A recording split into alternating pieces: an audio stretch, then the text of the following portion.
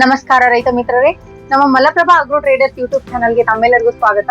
ಇಂದಿನ ಈ ಒಂದು ವಿಡಿಯೋದಲ್ಲಿ ನಾವು ಬೀಜೋಪಚಾರ ಅಂದರೇನು, ಅದರಿಂದ ಆಗುವ ಪ್ರಯೋಜನಗಳು ಏನು, ಆಮೇಲೆ ಅದರಲ್ಲಿ ಎಷ್ಟು ವಿಧಗಳಿವೆ ಅಂತ ಸಂಪೂರ್ಣವಾಗಿ ತಿಳಿದುಕೊಳ್ಳೋಣ. ನಾವು ಬೀಜವನ್ನ ಹಾಗೆಯೇ ಬಿತ್ತನೆ ಮಾಡಿದರೆ ಮಣ್ಣಿನಲ್ಲಿ ಇರುವಂತಹ ಶಿಲೀಂಧ್ರ ರೋಗಗಳು, ಕೀಟಗಳು ಮೊಳಕೆಯ ಮೇಲೆ ಪರಿಣಾಮ ಬೀರ್ತವೆ. ಒಂದು ವೇಳೆ ನಾವು ಬೀಜೋಪಚಾರವನ್ನ ಮಾಡಿದ್ದೇ ಆದಲ್ಲಿ ಬೆಳೆಯ ಅಂತ್ಯದವರೆಗೂ ಒಂದು ಒಳ್ಳೆಯ ಫಲಿತಾಂಶವನ್ನು ನೋಡ್ಬೋದು. ಹಾಗೆ ಮುಂಬರುವಂತ ಒಂದು ದೊಡ್ಡ ಖರ್ಚಿನಿಂದ ನಾವು ತಪ್ಪಿಸಿಕೊಳ್ಬಹುದು. ಮೊದಲಿಗೆ ನಾವು ಬೀಜೋಪಚಾರ ಅಂದ್ರೆ ಏನು ಅಂತ ತಿಳಿದುಕೊಳ್ಳೋಣ. ಬೀಜೋಪಚಾರ ಎಂದರೆ ಬೀಜಗಳಿಗೆ ರಾಸಾಯನಿಕ, ಜೈವಿಕ, ಭೌತಿಕ ವಿಧಾನಗಳಿಂದ ರಕ್ಷಣೆಯನ್ನ ನೀಡಿ ಅವುಗಳ ಮೊಳಕೆ ಪ್ರಮಾಣ, ಬೆಳವಣಿಗೆ ಮತ್ತು ಆರೋಗ್ಯವನ್ನ ಸುಧಾರಿಸುವಂತ ಒಂದು ಪ್ರಕ್ರಿಯೆಗೆ ನಾವು ಬೀಜೋಪಚಾರ ಅಂತ ಕರಿತೀವಿ. ಇದರಲ್ಲಿ ನಾವು ಮುಖ್ಯವಾಗಿ 3 ವಿಧಗಳನ್ನ ಕಾಣ್ತೇವೆ: ರಾಸಾಯನಿಕ ಬೀಜೋಪಚಾರ, ಜೈವಿಕ ಬೀಜೋಪಚಾರ, ಭೌತಿಕ ಬೀಜೋಪಚಾರ. ಇದರಲ್ಲಿ ಮೊದಲನೆಯದು ರಾಸಾಯನಿಕ ಬೀಜೋಪಚಾರ. ಇದರಲ್ಲಿ ನಾವು ಶಿಲೀಂಧ್ರನಾಶಕ, ಕೀಟನಾಶಕಗಳನ್ನ ಉಪಯೋಗಿಸಿ ಬೀಜಗಳಿಗೆ ಒಂದು ಲೇಪನವನ್ನ ಮಾಡಲಾಗುತ್ತೆ. ಉದಾಹರಣೆಗೆ ಶಿಲೀಂಧ್ರನಾಶಕಗಳನ್ನ ನೋಡೋದಾದ್ರೆ ಥೈರಮ್, ಕ್ಯಾಪ್ಟನ್, ಕಾರ್ಬೆಂಡೈಸಿಮ್ ಇಂತಹ ಒಂದು ಶಿಲೀಂಧ್ರನಾಶಕಗಳನ್ನ ಬಳಸಿ ಬೀಜೋಪಚಾರ ಮಾಡೋದ್ರಿಂದ ಮಣ್ಣಿನಿಂದ ಬರುವಂತಹ ರೋಗಗಳನ್ನ ನಾವು ಬೀಜದ ಹಂತದಲ್ಲಿ ತಡೆಗಟ್ಟಬಹುದು. ಇನ್ನು ಕೀಟನಾಶಕಗಳನ್ನ ನೋಡೋದಾದ್ರೆ ಇಮಿಡಾಕ್ಲೋಪ್ರಿಡ್, ಥಯೋಮಿಥಾಕ್ಸಮ್ ಇಂತಹ ಒಂದು ಕೀಟನಾಶಕಗಳನ್ನ ಬಳಸೋದ್ರಿಂದ ಬೀಜಗಳ ಹಂತದಲ್ಲಿ ಕೀಟಗಳಿಂದ ಆಗುವ ಹಾನಿಯನ್ನ ನಾವು ತಡೆಗಟ್ಟಬಹುದು. ಇನ್ನು ರಾಸಾಯನಿಕ ಅಥವಾ ಯಾವುದೇ ಒಂದು ರಾಸಾಯನಿಕ ಬೀಜೋಪಚಾರ ಮಾಡ್ಬೇಕಾದ್ರೆ ನೀವು ಕಡ್ಡಾಯವಾಗಿ ಮಾಸ್ಕ್ ಮತ್ತೆ ಕೈಗಳಿಗೆ ಗ್ಲೌಸ್ ಉಪಯೋಗಿಸಿ ನೀವು ಬೀಜೋಪಚಾರವನ್ನ ಮಾಡಬೇಕು.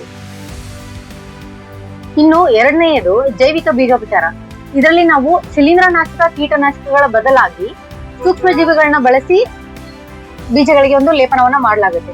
ಉದಾಹರಣೆಗೆ ಅಜೋಸ್ಪಿರಿಲಮ್, ರೈಸೋಬಿಯಂ, PSP ಅಂದ್ರೆ ಫಾಸ್ಫೇಟ್ ಸಾಲ್ಯುಬಲೈಸಿಂಗ್ ಬ್ಯಾಕ್ಟೀರಿಯಾ, ರಂಜಕ ಕರಗಿಸುವ ದುಂಡಾಣು ಇಂತಹ ಒಂದು ಸೂಕ್ಷ್ಮ ಜೀವಿಗಳನ್ನ ಉಪಯೋಗಿಸಿ ಬೀಜಗಳಿಗೆ ಲೇಪನ ಮಾಡಲಾಗುತ್ತೆ. ಇನ್ನು ಈ 3ಗಳನ್ನ ಹೊರತುಪಡಿಸಿದ್ರೆ ನಾವು ಇನ್ನೊಂದನ್ನ ಕಾಣ್ಬೋದು, ಪೋಷಕ ದ್ರವ್ಯ ಬೀಜೋಪಚಾರ ಅಂತ. ಇದರಲ್ಲಿ ನಾವು ಸೂಕ್ಷ್ಮ ಪೋಷಕಾಂಶಗಳನ್ನ ಉಪಯೋಗಿಸಿ ಬೀಜಗಳಿಗೆ ಲೇಪನ ಮಾಡುವಂತದ್ದು. ಉದಾಹರಣೆಗೆ ಬೋರಾನ್, ಜಿಂಕ್ ಸಲ್ಫೇಟ್ ಹಾಗೂ ಇನ್ನಿತರ ಒಂದು ಪೋಷಕಾಂಶಗಳನ್ನ ಬಳಸಿ ಬೀಜಗಳಿಗೆ ಬೀಜೋಪಚಾರ ಮಾಡಲಾಗುತ್ತೆ. ಇದರಿಂದ ಉತ್ತಮ ಬೆಳವಣಿಗೆಯನ್ನ ನಾವು ಕಾಣಬಹುದು. ಇನ್ನು ಮುಂದುವರೆದರೆ ಬೀಜೋಪಚಾರ ಮಾಡುವ ವಿಧಾನವನ್ನ ತಿಳಿದುಕೊಳ್ಳೋಣ. ಮೊದಲಿಗೆ ನೀವು ಕಡ್ಡಾಯವಾಗಿ ಯಾವುದೇ ಒಂದು ರಾಸಾಯನಿಕ ಬೀಜೋಪಚಾರ ಮಾಡ್ಬೇಕಾದ್ರೆ ಕೈಗಳಿಗೆ ಗ್ಲೌಸ್ ಮತ್ತೆ ಮುಖಕ್ಕೆ ಮಾಸ್ಕ್ ಹಾಕಿರ್ಬೇಕು. ಯಾವುದೇ ಒಂದು ರಾಸಾಯನಿಕ ಬೀಜೋಪಚಾರ ಮಾಡ್ಬೇಕಾದ್ರೆ ನೀವು ಮಾಸ್ಕ್ ಮತ್ತು ಕೈಗಳಿಗೆ ಗ್ಲೌಸ್ ಹಾಕೋದು ತುಂಬಾ ಮುಖ್ಯ. ಮೊದಲಿಗೆ ನೀವು ಯಾವುದೇ ಒಂದು ಕೆಮಿಕಲ್ ಅನ್ನ ತಗೊಂಡಿರ್ತೀರಲ್ಲ ಅವುಗಳನ್ನ ಹಾಕಿ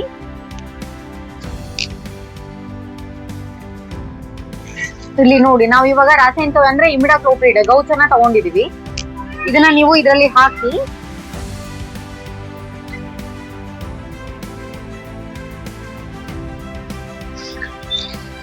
ಈ ಹಾಕಿದ ಮೇಲೆ ಸಮವಾಗಿ ಕಲಿಸ್ಬೇಕು. ಎಲ್ಲಾ ಬೀಜಗಳಿಗೂ ಈ ಒಂದು ರಾಸಾಯನಿಕ ಕಂಪ್ಲೀಟ್ ಆಗಿ ಹಾಕ್ಬೇಕು. ಆ ರೀತಿ ಸಮವಾಗಿ ಕಲಿಸ್ಕೋಬೇಕು.